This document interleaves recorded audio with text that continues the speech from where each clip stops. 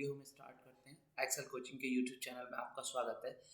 दोस्तों देखो, आज रैपिड क्वेश्चन है और 60 से 70 क्वेश्चन है, वो ज़्यादा देर नहीं लगेगी। हम बहुत जल्दी जल्दी पढ़ेंगे इनको और तुम्हें भी इसी प्रकार से क्वेश्चनों को पढ़ना है जिससे कि वो दिमाग में फीड हो जाएंगे सारे क्वेश्चन।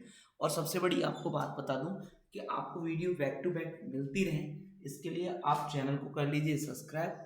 और ये भी ध्यान रखना है आपको कि अगर वीडियो अच्छा लगे तो प्लीज़ लाइक ज़रूर किया करो, ठीक है ना। चले देखते हैं और अपने दोस्तों को बता दिया करो। टास्क बार का वह हिस्सा जिसमें पृष्ठभूमि में चल रहे एप्लीकेशन के आइकन और उस पर दिनांक व समय प्रदर्शित किया जाता है, इसको सिस्टम ट्रे कहते हैं। टास्क बार के यहाँ पे जो लास्ट में होता है, इधर की तरफ जो होता है ना, यहाँ डेट टाइम इसके बगल में ही दिखाई दे रहा है, वो क्या कहलाता है, सिस्टम ट्रे कहलाता है वो वाला भाग। किस विंडो में स्टार्ट बटन नहीं था, ठीक है ना, तो विंडो 8 में स्टार्ट बटन नहीं है, ठीक है, ध्यान रखना है इस बात का।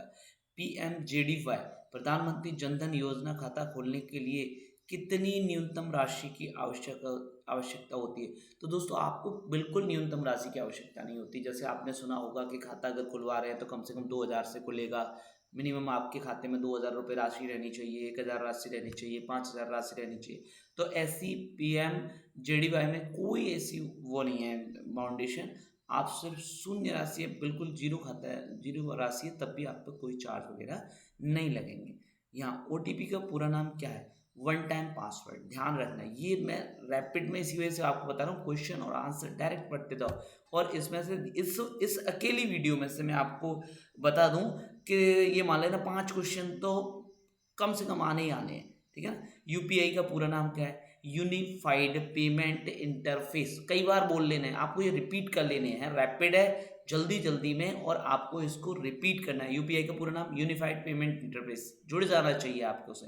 पीएमजेडीवाई से जुड़े लाभ हैं, तो देखो आपको लाभ बता दूं, क्यों वहां पूछ लेता है निम्न में से कौन सा लाभ नहीं है, और 2-3 लाभ देगा तो नीचे दे देगा उपरोक्त सभी, ठीक है ना। उपरोक्त सभी पे ध्यान देना आप, ज़्यादातर जिन क्वेश्चनों में उपरोक्त सभी होता है ना, और आपको उसका आंसर नहीं आता है तो आप उपरोक्त सभी ही करके आना, कि 90% चांस है कि वहाँ पे उपरोक्त सभी ही उत्तर होगा। देखो पीएमजेडीवाई के लाभ देखते हैं क्या है। 1 लाख रुपए का दुर्घटना बीमा कवर होता है इसमें।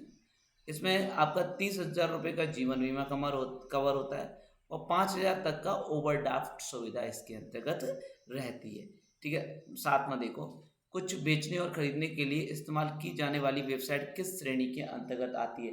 तो आप जानते हैं कुछ बेचने और खरीदने के लिए जिन वेबसाइट का हम उपयोग करते हैं वे वेबसाइट ई कॉमर्स के अंतर्गत आती हैं, ठीक है। यहाँ ये बहुत बार पूछा गया क्वेश्चन है, मॉक, MOOC, मॉक का पूरा नाम क्या है। तो मैसिव ओपन सोर्स कोर्स, ठीक है ना, sorry, massive online open course, क्या है इसका नाम, मैसिव ऑनलाइन ओपन कोर्स। ये बात आपको ध्यान रखनी है हमेशा, क्यों, क्योंकि मैं आपको बात बता दूं, और ये भी पूछ लेता है मॉक का संबंध किससे, तो इसका संबंध एजुकेशन से। दोस्तों ध्यान रखना, राजस्थान सरकार द्वारा लॉन्च किया क्लाउड वेस्ट स्टोरेज समाधान कौन सा है। तो राज ई वॉलेट, जो ये कौन सा है, देखो दोस्तों, आप अपने डॉक्यूमेंट, आप अपनी फाइल वगैरह जिस जगह स्टोर कर सकते हो, वो राजस्थान सरकार द्वारा एक वॉलेट तैयार किया गया, उसे राज ई वॉलेट कहते हैं, ठीक है ना। क्योंकि आपको शायद ये भी पूछ सकता है राज ई वॉलेट का काम क्या है, तो आप वहाँ पे अपने डॉक्यूमेंट स्टोर कर सकते हैं। जीपीएस का पूरा नाम क्या है, ग्लोबल पोजिशनिंग सिस्टम। ये भी पूछे गए प्रश्न, देखो मैंने आज वे प्रश्न लिए हैं, वे प्रश्न जो बैक टू बैक आते रहते हैं, ठीक है ना। जीपीएस का पूरा नाम क्या है, global positioning system. Next, hotspot के लिए किस कनेक्टिविटी की आवश्यकता होती है। तो देखो दोस्तों, आपको हॉटस्पॉट के लिए वाईफाई कनेक्टिविटी की आवश्यकता होती है। कहीं पे अगर हॉटस्पॉट ऑन है और आपको वहाँ पर अपना मोबाइल कनेक्ट करना है, उसके साथ में अपना लैपटॉप कनेक्ट करना है उसके साथ में, तो आपको वाईफाई ऑन करना पड़ेगा। पेज ओरिएंटेशन ऑप्शन किस टैब में उपलब्ध है। तो देखो ऐसे भी प्रश्न आ जाते हैं, आपका जो माइक्रोसॉफ्ट वर्ड है, माइक्रोसॉफ्ट पेंट, पावर पॉइंट है, माइक्रोसॉफ्ट आपका एक्सेल है, इसके बीच में से टैब से संबंधी भी प्रश्न आ जाते हैं। जैसे ओरिएंटेशन, मतलब अभी जो मैंने ले रखा है ये लैंडस्केप में पेज है, जो खड़ा हुआ पेज होता है वो पेज कहलाता है पोर्ट्रेट, ठीक है ना। तो अभी जो हम बात कर रहे हैं ये कैसा है, ये सब जो हमें पेज ओरिएंटेशन मिलता है वो लेआउट के अंतर्गत मिलता है, ठीक है। टाइम न्यू रोमन क्या है। तो देखिए, अब टाइम न्यू रोमन क्या है, एक फॉन्ट का प्रकार है, काफ़ी प्रचलित है। अब देखो, कई किसी बार हो सकता है कि टाइम न्यू रोमन ना पूछे, वो पूछ ले कैलिबरी क्या है। तो कैलिबरी भी एक क्या है, फॉन्ट है। तो ध्यान रखना है इन बातों का कि कभी कुछ मुख्य फॉन्ट होते हैं जिनकी ज़्यादा ज़रूरत पड़ती है, वो फॉन्ट के प्रकार है। तो टाइम न्यू रोमन को तो कई बार पूछा गया है। दस्तावेज में एक नया पैराग्राफ दर्ज करने के लिए किसका उपयोग करते हैं? तो दोस्तों हम एंटर की दबाते हैं। अब देखो, आपके काम की चीज़ें हैं, चैनल सब्सक्राइब कर लो, मेरी बात मानो, और वीडियो को अभी लाइक कर दो क्योंकि बहुत अच्छे प्रश्न हैं यहाँ पे।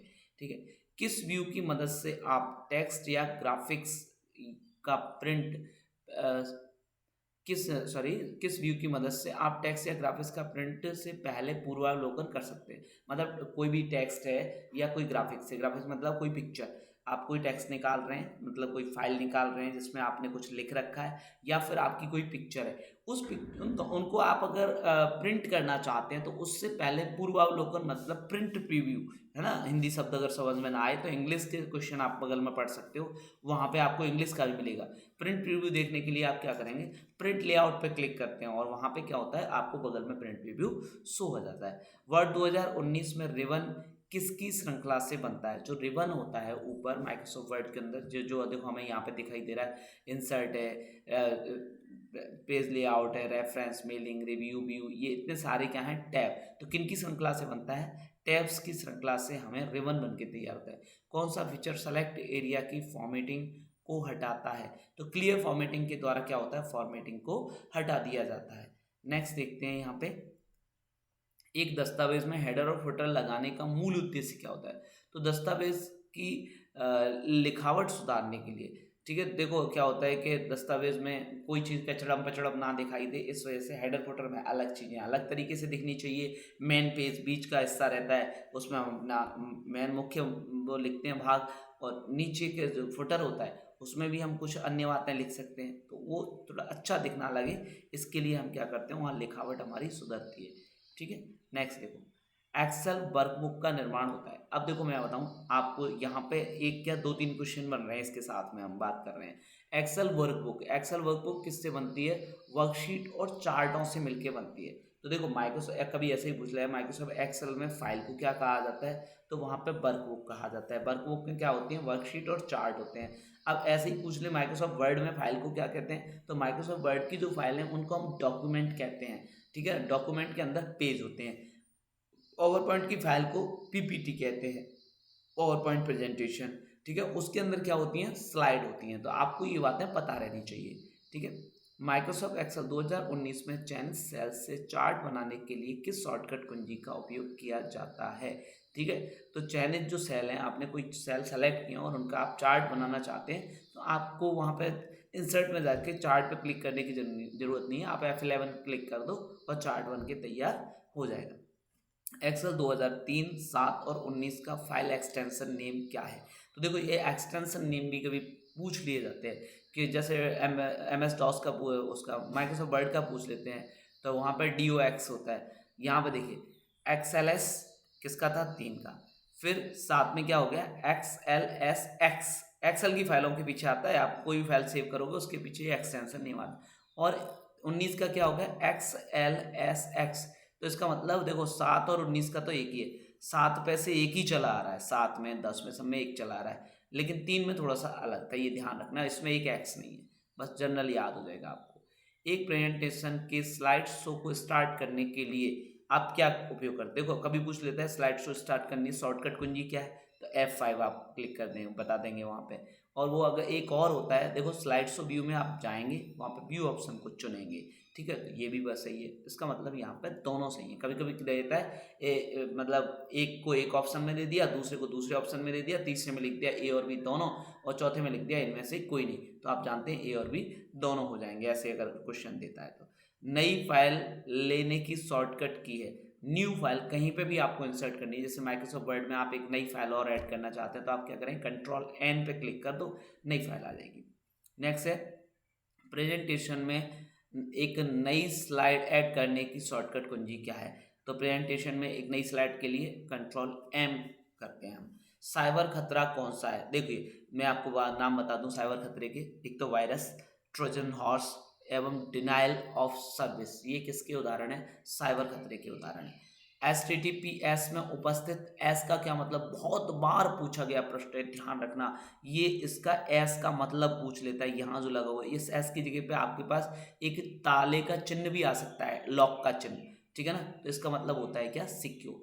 मेलिंग शिष्टाचार किसे कहा जाता है, देखो मेलिंग शिष्टाचार क्या होता है, आप किसी को ईमेल भेज रहे हैं, एक तो संक्षिप्त बात लिखो, ठीक है ना, और वो भी उचित लिखो।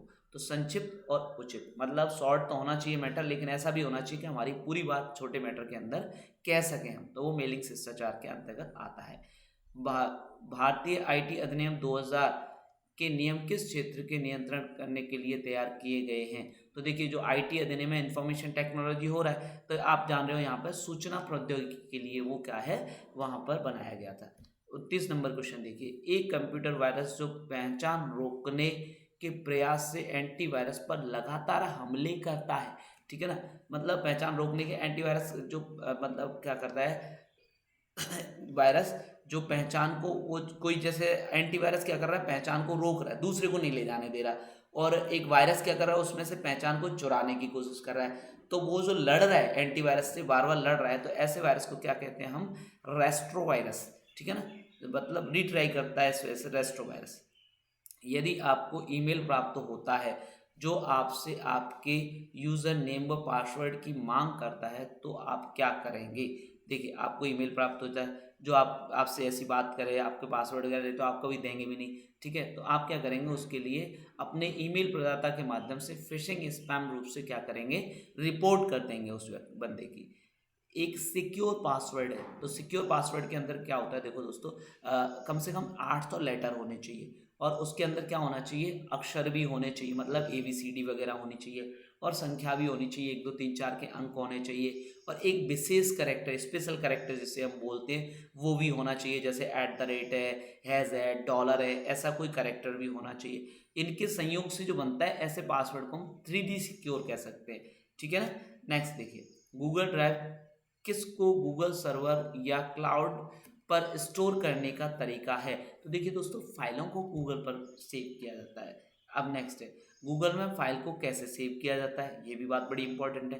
तो गूगल में फाइल कैसे ऑटो सेव होती है, खुद ही सेव हो जाती है, आपको क्लाउड स्टोर पे अकाउंट बनाना होता है, और सारा मैटर अपने आप जा रहा है, आप सिर्फ सेव पे क्लिक करो और फाइलें सेव हो जाती हैं। एक CD व DVD की स्टोर क्षमता क्या होती है, देखिए मैं आपको बताऊं, 630 के लगभग तो पहले CD आया करती थी, जो हम CD एक CD के लिए मतलब एक पिक्चर के लिए 3 3 4 4 CD यूज होती थी, तो 630 MB लगभग।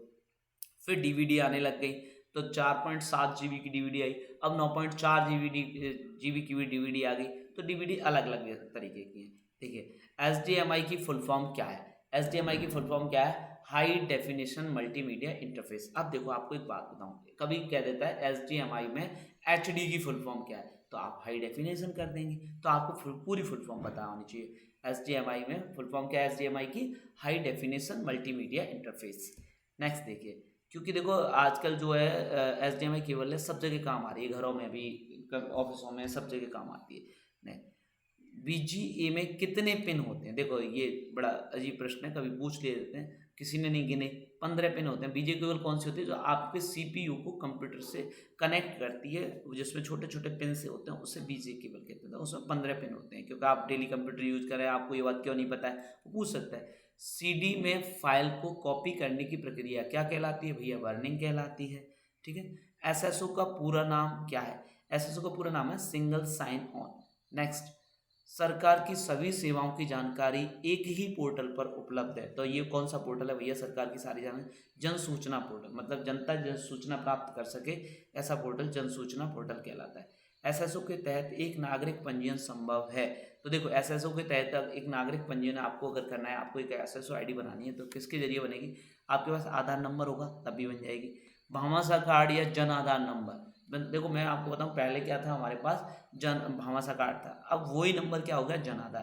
तो आपको इनमें से कोई भी ऑप्शन दिखे आप कर सकते हैं, दोनों से बना सकते हैं हम।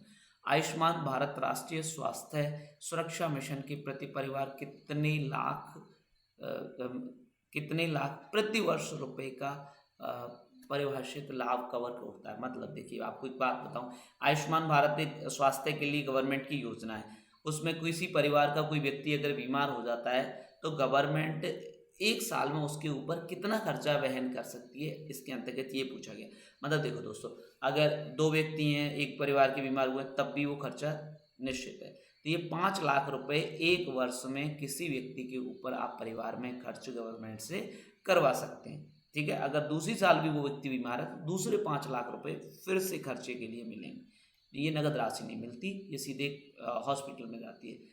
किसके द्वारा नागरिक राजस्थान संपर्क पर शिकायत कर सकता है?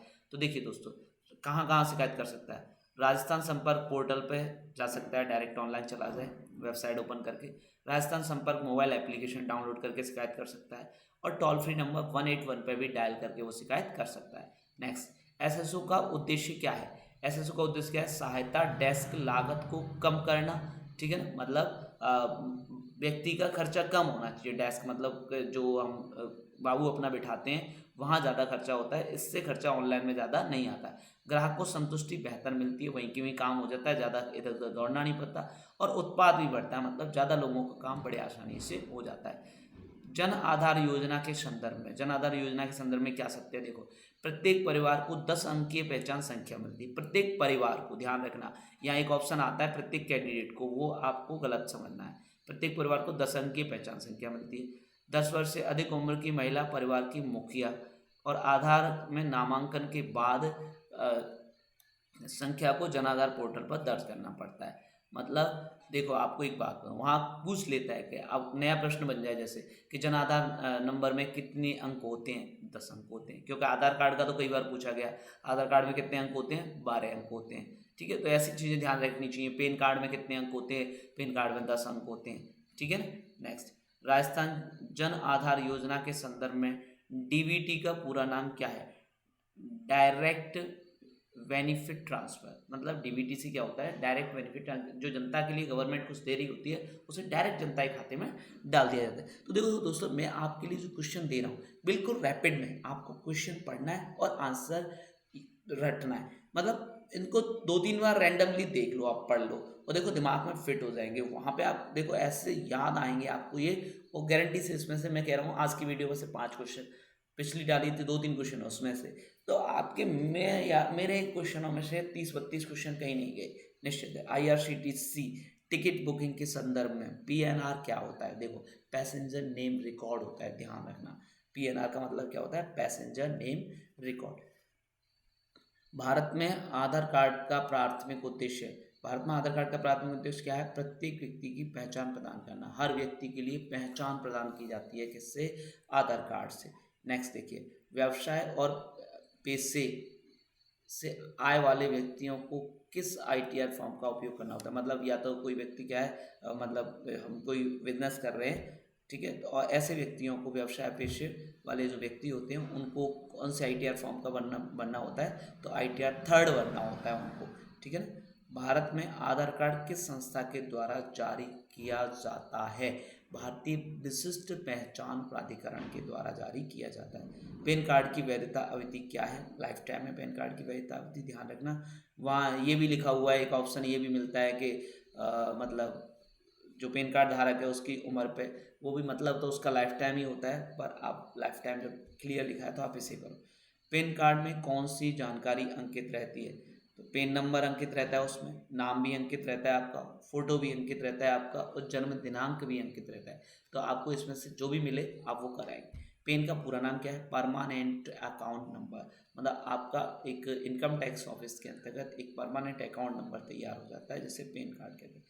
किसी भी दस्तावेज सॉरी किसी भी आवेदन के समय कैप्चा का क्या उद्देश्य है? आप देखते हैं ना, एक कैप्चर आता है, उसमें संख्याएं और एबीसीडी के कुछ लेटर मिल करके एक कैप्चर तैयार होता है, वो फॉर्म में हमें सबमिट करना होता है, तब आगे बढ़ता है। तो उससे क्या होता है कि फॉर्म आगे ही ना बढ़ जाए, हम गलती से आगे ना बढ़ जाएं, एक क्लिक में हम आगे चले जाएं, हमें पता ना चले हमने क्या सेव किया है। तो एक थोड़ा सा हमें स्टॉप करने के लिए स्वचालित बोर्ड्स को रोकना, मतलब अपने आप जल्दी बढ़ जाते हैं, उसको रोकने के लिए कैप्चा आता है। वित्तीय वर्ष 2023-24 के लिए आकलन वर्ष क्या है? तो देखिए, अगर आप इस वर्ष आपने 23-24 में जो भी काम किया है उसकी आप इनकम शो करना चाहते हैं, तो उसका जो आकलन वर्ष जो दिखाई देगा आईटीआर के अंतर्गत, वो एक वर्ष आगे का दिखाई देता है, 24-25 दिखाई देता है, ध्यान रखना। आईआरसीटीसी का पूरा नाम क्या है? ये कई बार पूछा गया प्रश्न है। आईआरसी इंडियन रेलवे कैटरिंग, ध्यान रखना, देखो लोग नहीं समझ पाते, Indian railway catering and tourism corporation है, इसका नाम क्या है? Indian railway catering and tourism corporation. Next, भारतीय राष्ट्रीय मतदाता पोर्टल एनवीएसपी का मुख्य उद्देश्य क्या है? मतदाता पंजीकरण और चुनाव सेवाएं, ठीक है ना, ये क्या काम करता है? मतदाता पंजीकरण और चुनाव सेवाएं प्रदान करता है। कभी इस रूप में पूछ लेता है, जैसे एनवीएसपी का मुख्य काम क्या है, उद्देश्य की वजह काम पूछ लिया, क्या वो क्या करता है? तो वो मतदान कराता है और पंजीकरण लोगों का करता है। भारत में पैन कार्ड कौन जारी करता है? तो आयकर विभाग, इनकम टैक्स ऑफिस के द्वारा भारत में पैन कार्ड जारी किया जाता है। आधार में कितने अंक होते हैं? ध्यान रखना, 12 अंक होते हैं। पैन कार्ड में 10 होते हैं, जन आधार में 10 होते हैं, ये बात ध्यान रखना। भारत में पासपोर्ट किस संस्था के द्वारा जारी किया जाता है? विदेश मंत्रालय पासपोर्ट जारी करता है। आपको ये जनरल नॉलेज के भी प्रश्न हैं, आपको कहीं भी पूछे जा सकते हैं। पैन कार्ड हेतु आवेदन करने के लिए किस फॉर्म का उपयोग किया जाता है? अगर हम जनरल पैन कार्ड उपयोग कर रहे हैं, अपना पैन कार्ड हम मतलब कहीं पे भरना चाहते हैं, पैन कार्ड का फॉर्म भर रहे हैं, तो उसमें क्या होता है? 49A, ठीक है, 49A नंबर फॉर्म को हम फिल करते हैं। पैन कार्ड का प्राथमिक उद्देश्य क्या है? पहचान प्रमाणन। पैन कार्ड का फर्स्ट उद्देश्य क्या है? आपकी पहचान का प्रमाण पत्र देता है, प्रमाण करता है आपकी पहचान को। आईआरसीटीसी प्लेटफॉर्म पर कितने दिन पहले तत्काल टिकट बुकिंग की जा सकती है? तो कितने दिन पहले टिकट बुक कर सकते हैं तत्काल वाली को? तत्काल वाली टिकट बुकिंग 1 दिन पहले की जा सकती है आईआरसीटीसी पर। तो दोस्तों ये थे आपके 62 प्रश्न, सिर्फ हमने 20 मिनट में पढ़ लिए, और आपको भी 1 से 2 बार ऐसे ही इन्हें पढ़ लेना है। आप और तेज पढ़ना चाहते हो तो इस वीडियो को फास्ट पे कर लो, स्लो पढ़ना चाहते हो तो थोड़ा स्लो पे कर लो, लेकिन पढ़ो जरूर। नेक्स्ट वीडियो फिर मिलने वाली है आपको, तो इसे पढ़ें, चैनल को सब्सक्राइब करें, दूसरे लोगों को भी शेयर करें, और आप अच्छे नंबरों से पास होंगे, ये मेरी गारंटी है। चलिए मिलते हैं नेक्स्ट वीडियो के अंतर्गत। जय हिंद, जय भारत।